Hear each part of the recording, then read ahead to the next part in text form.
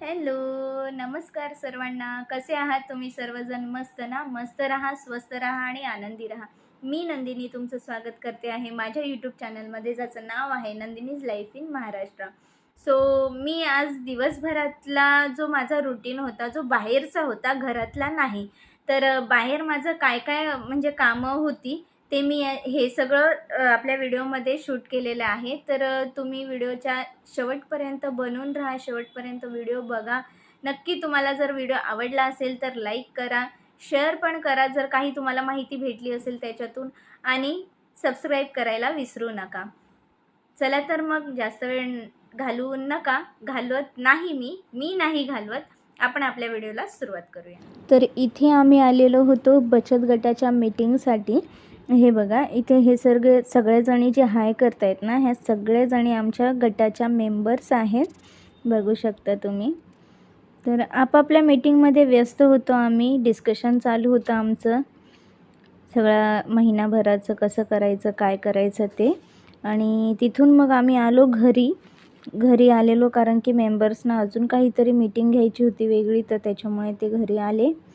आणि त्यांच्या मीटिंग चालू होत्या तोपर्यंत मी चहा वगैरे ठेवत होती साईडला, आणि थोडासा त्यांचा व्हिडिओसुद्धा काढला, की जेणेकरून ते तुम्हालासुद्धा दिसलं पाहिजे. आणि मग इथे आम्ही चहा वगैरे पिऊन झालं, आणि मग संध्याकाळी आम्ही गेलो आहे कुठे, गेस तुम्ही नाही करू शकणार, मीच सांगून देते. तर आम्ही गेलेलो साईबाबाच्या पालखीला. साईबाबाची पालखी शिर्डीवरून परतलेली होती, आणि मग आम्ही त्यांचं दर्शन घेण्यासाठी आलेलो होतो. आणि हे बघा, इथे असं कार्यक्रम चालू होता आमच्या आधी, आणि भरपूर मोठी लाईन होती पालखीचं दर्शन घेण्यासाठी. आणि हे बघा, हे सत्कार समारोहसुद्धा मंडळाने ठेवलेला होता. आणि ही बघा, ही पालखी जर बघू शकता तुम्ही, इथे वरती स्टेजवर पालखी आहे. आता आम्ही थोडंसं जवळ आलो आहे पालखीच्या, खूप थोडाच वेळ राहिलेला आहे आम्हाला दर्शनासाठी.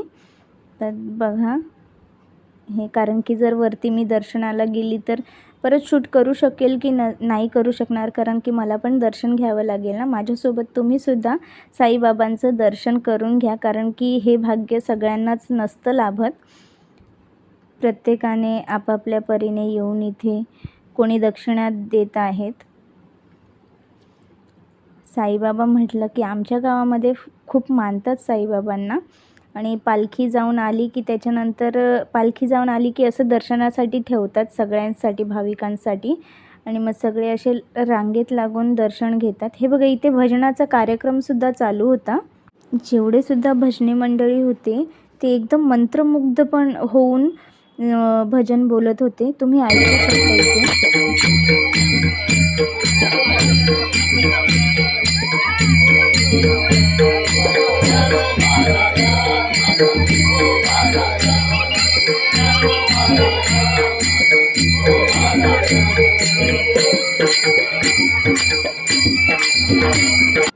खूप सुंदर पद्धतीने भजन मंडळींनी इथे भजन प्रस्तुत केलेलं.